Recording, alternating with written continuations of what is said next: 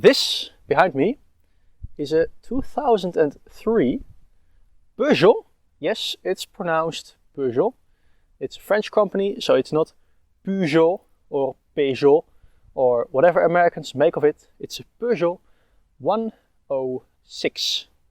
And well, today I'm going to tell you why you could or should, but probably won't, buy this vehicle. Let's go. So, talking about the Peugeot 106. Interesting facts? Pretty much none. It's an economy car. There aren't that many interesting facts, but this one drives pretty well for an box standard economy car. There were some rather interesting models, which were the Rally with an E behind it, Rally model, which had 100 horsepower. This one has 60. And the Rally model had pretty much nothing inside of it. No amenities. It was pretty much some chairs and a steering wheel and some wheels. Anyway, this one is the standard model. Next to the Rally model, there was also a pretty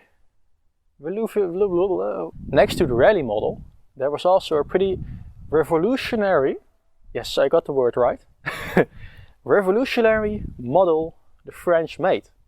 So first, I'm going to tell you about the expectations they had for this model.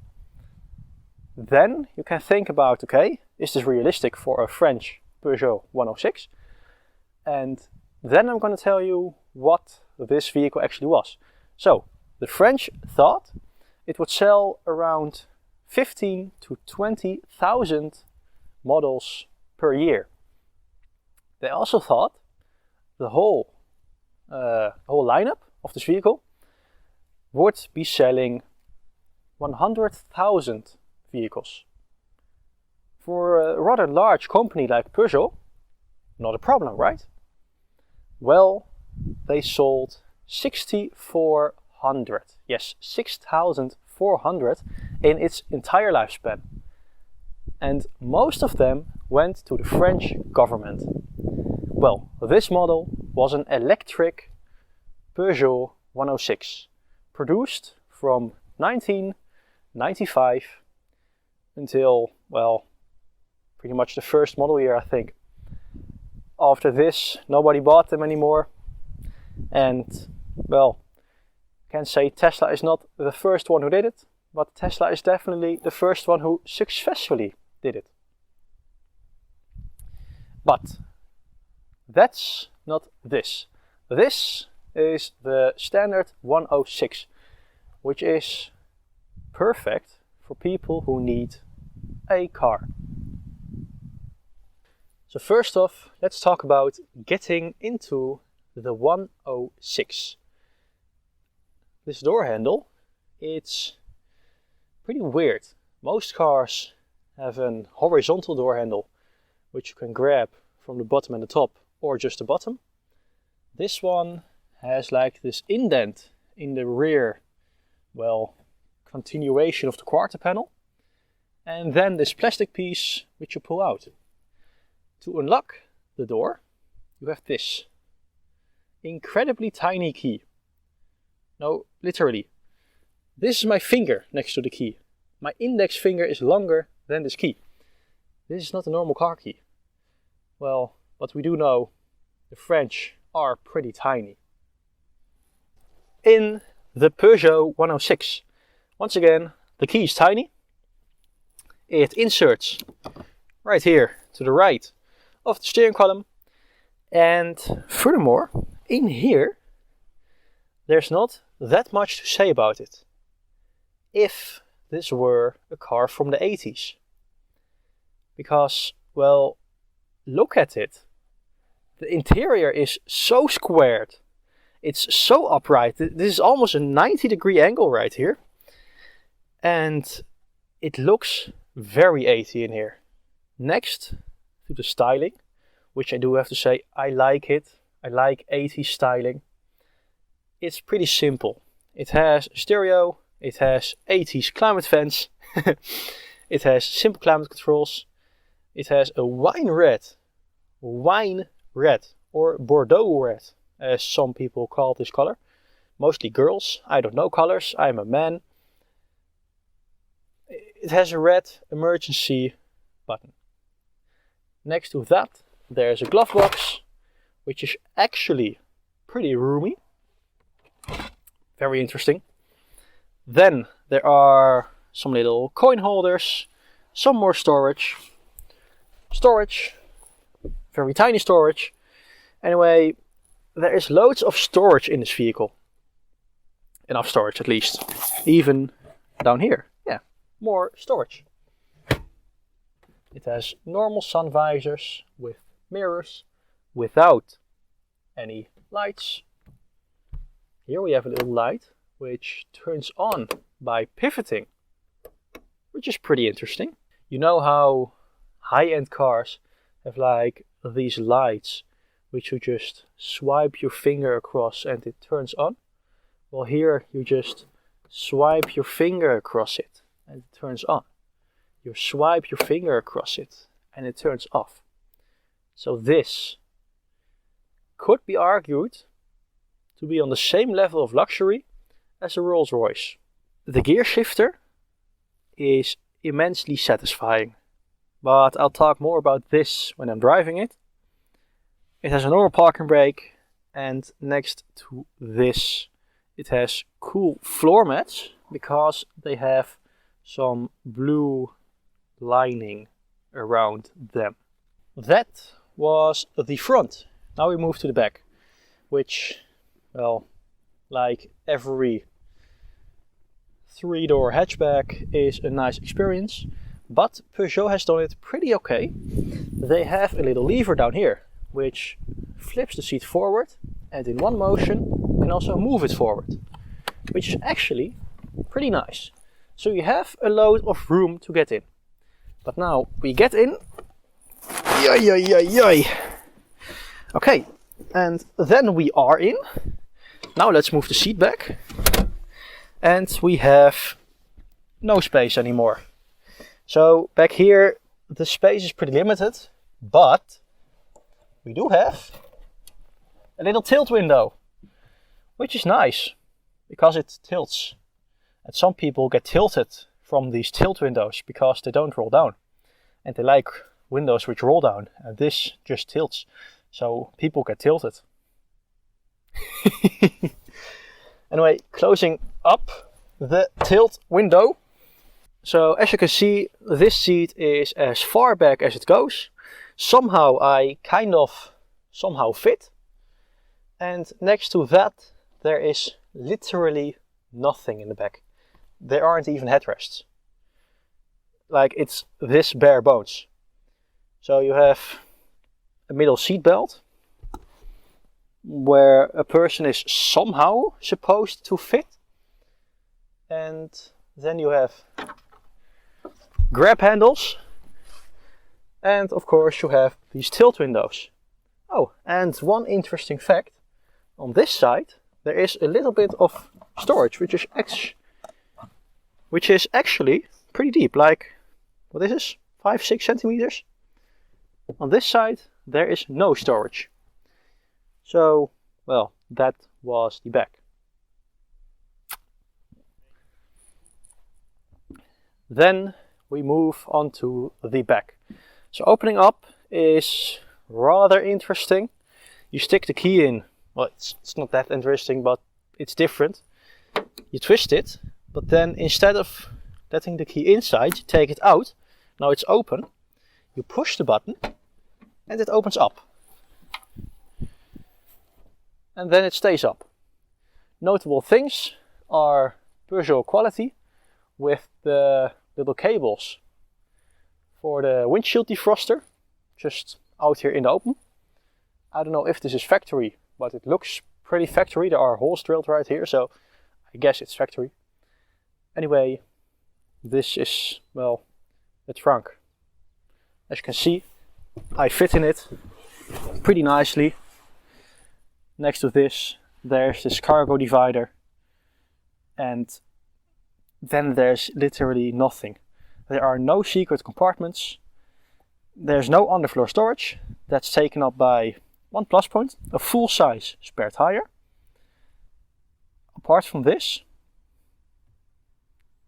nothing. But you can always fold down the seats. So this just hangs in here with some cables. You lift up this piece, take it out, throw it to the side. Then there are these little knobbies which you push down, and if you get the seat belts out of the way, you just fold down the backrests, and then you have more space to do something with. Okay? Woo! So, opening up the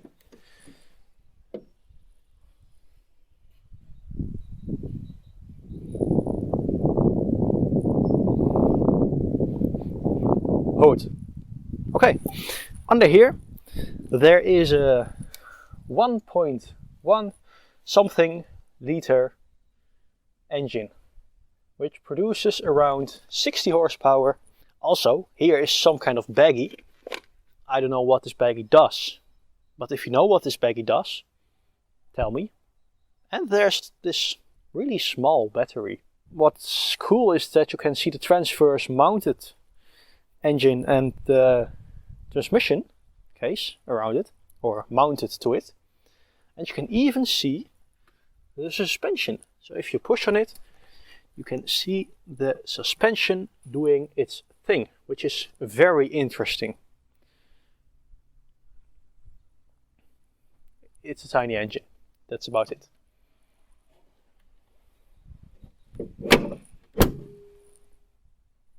Lastly, styling. It's simple, but I like it. As you're used from me, I like simple styling. Anyway, this, in my vision, it's a more aggressive Volkswagen Polo. At least the headlights are a bit more angled, it's a bit more Next to this, well, it's actually pretty much technically the same car as a Citroën Saxo, which doesn't look that amazing. I like this more than the Saxo. The overall shape is the same as the Saxos, although this has the tiniest of ducktail spoilers, which is funny. It's like a centimeter of spoiler, but it has a spoiler. And next to that, it's like an angry car. It just looks mean. That's about it. But there's a little bit of French, how would you call it, quality control, because panel gaps are rather big. I can stick my pinky inside the panel gap at the rear hatch.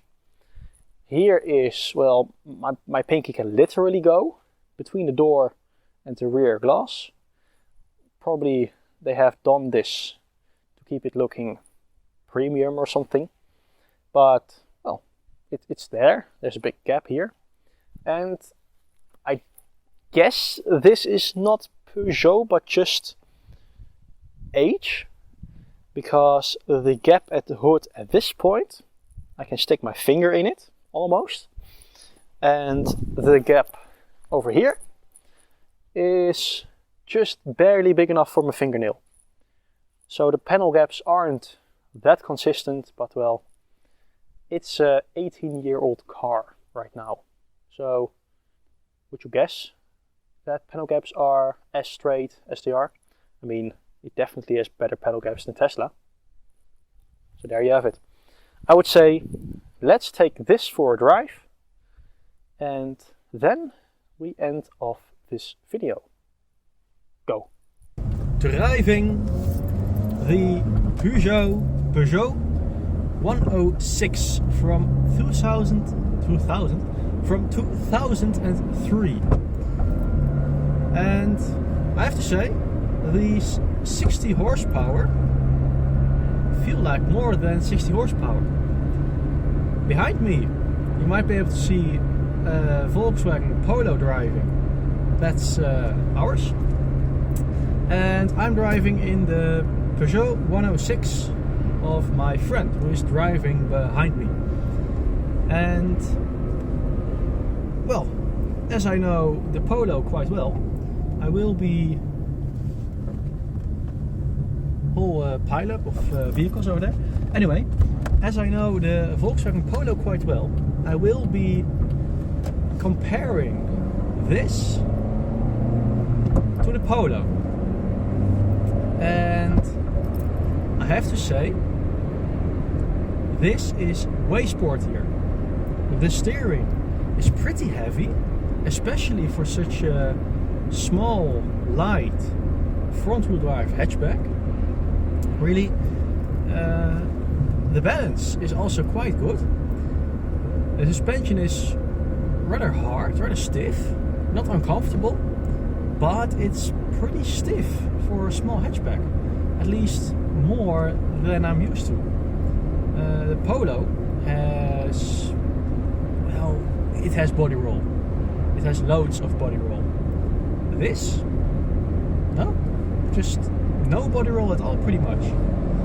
And I have to say, shifting it, quite satisfying. It has a pretty long shifter throw. The shifter feels nice. It's, you know, when you're in gear. With the Polo it's pretty different. There it's quite mushy. So I would say this is rather more performance focused. Crazy, 106. It's more performance focused than a Volkswagen Polo from the same time. Next to this, I'm driving 70 kilometers an hour, 80 now. Well, the road noise is acceptable. You hear some. You don't want to be driving at 130 kilometers an hour in this for many hours. You hear a bit of wind noise. You feel a bit of shake in the steering wheel. And, well, other than this, it's just a pretty nice and simple car. But this drives well. It drives satisfying. It does exactly what it needs to do. And the funny thing is, it's a simple car. There's not much special to be said about this. I do have to say, the steering is pretty heavy. Really, making U-turns and stuff, you do feel it. It's not like the power steering will over assist you or anything. It's actually pretty heavy steering, but it's very concise. It does exactly, it goes where you point it, and well, it just steers well. It's a well driving car. That's one thing which the French really had down back in the 80s, back in the 2000s. Okay, let's accelerate a bit more. And shifting.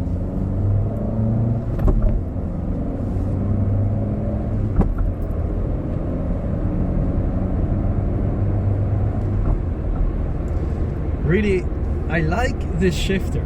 It has a long throw, but you immediately know when you're in gear. It's hard to miss a gear. It's easy to shift at the right point. I like driving this car. It's simple. It does what it needs to do, and there's a hint of sport in it, which I like. As I'm looking around the interior, I like the styling. The styling is so 80s. I mean, everything is square, upright, cheap plastic, and it just looks very 80s. This doesn't look like a car, at least from the interior, which has been produced in the year 2003. But I have to say, this little engine. It's 1.1 liter, right? Producing 60 horsepower. It's a peppy little engine. It's fun to drive. And I have to say, in the corners, it's just very stable. Just going side to side over here. Bikers, tandem bikers. But they're going side to side over here, and there is barely any body roll, which is pretty incredible. And just, I said it so many times now, but I like the driving of the Peugeot 106. Visibility is amazing. There are giant windows next to me, a giant window in front of me, a giant window behind me. The mirror is actually a little bit too small for the amount of window which you have, which is pretty nice. You can look around a bit and get a bigger field of view. And well, it's simple. It does what it promises, and it has some quirky Frenchness with it. Enter the Peugeot 106, which I have to say, I like it. Anyway, I like the driving of this. I hope you liked this video and maybe it was helpful in some kind of way. If it was, make sure to grab yourself a cookie. Have a nice day and goodbye. Yeah, just plain up, simple, goodbye. And the spot I wanted to film at is closed. Nice.